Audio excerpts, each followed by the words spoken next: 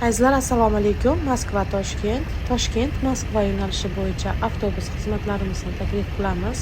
Moskovskiy oblastlarda Moskvaga yaqin bo'lgan shaharlarda ishlab yurgan hamyurtlarimiz uchun qulay va ishonchli bo'lgan avtobus xizmatlarimizni taklif qilamiz.